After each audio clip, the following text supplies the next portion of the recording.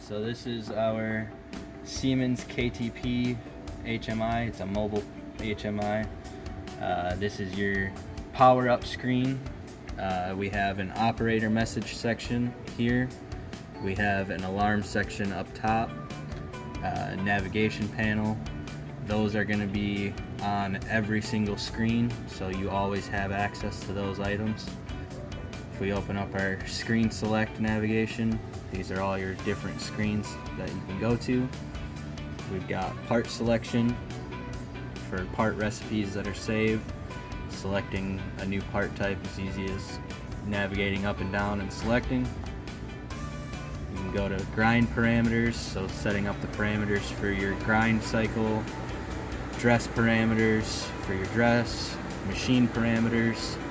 So your grind parameters are linked to whatever part you're currently running, so we'll display our active part type up top. If you select a different part, that'll populate these with that part specific recipe. You've got a setup screen. This is giving you your functionality of selecting your feeds axes, moving your dresser motor. You've got some manual controls. In this case, we've got feeder forward and reverse, a feeder bowl and inline up front, jogging coolant return pump. You can put pretty much any auxiliary device that you need control of there. Selecting your increment for your feeds, advance and return, one push button home to move the feeds all the way out to their home position, a display for your feed positions. If we go to your dress screen, this is setting up for your dress cycle, so you've got buttons to start your coolant and your spindles, starting your dress cycle, your retain or clear offsets, diamond comping. You've got some status indicators for what each device is currently doing, and again you've got your feed axes positions and spindle loads. If we go to our grind screen, this is where you would be grinding, so again you've got your start and stop spindles, or start coolant, start grind cycle. You've got manual comp button, you've got a gauge enable and disable button. Again, you've got your overlay for your feeds and spindle loads. We've got some production statuses, so some couple of shift counts, total production count. You've got your abrasive remaining.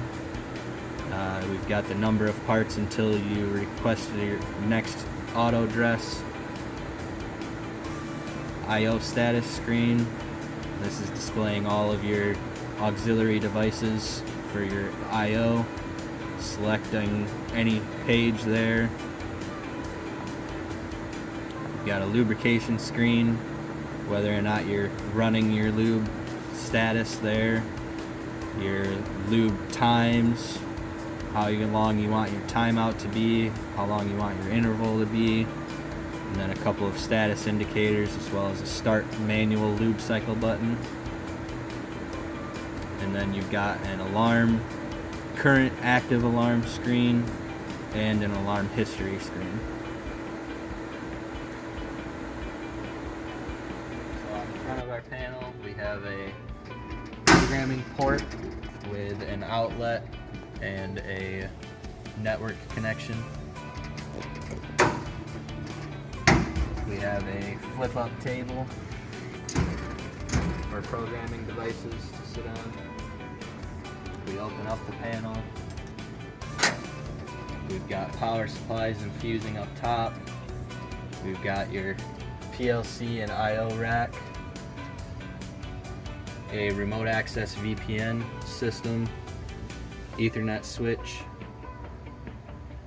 power supplies and fusing down here, terminal strip here, connectors for machine devices down there. We've got 2 servo axes here and then 4 VFDs. for your spindles and your belt feeder and dresser arm. On the side we have an auxiliary disconnect. Our I/O and safety and other 24-volt circuits are run line side through this auxiliary disconnect, so you can power off motor supply and still have access to your control system. Each panel has a cooling system included and a motion sensing light up top. So up here on the front of the machine we have a belt drive system. This is run through an AC motor with a gearbox run off of a VFD for variable speeds. We have a locking safety switch here for the hood. We have our spindle motors up top.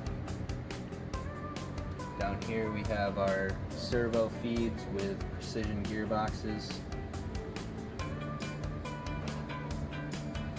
So here on the rear of the machine we have two remote I/O blocks, one on each end of the machine.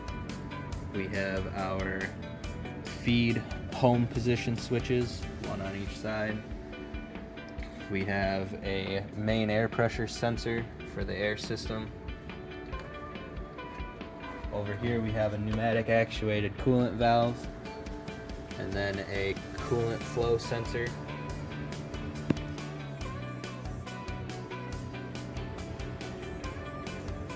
So this is the Control Gaging D600. We have a nice display here displaying your current size measurement, whether your gauge is in auto mode or setup mode, whether your gauge is enabled, good part, bad part count, and then this system has a flow detection sensor.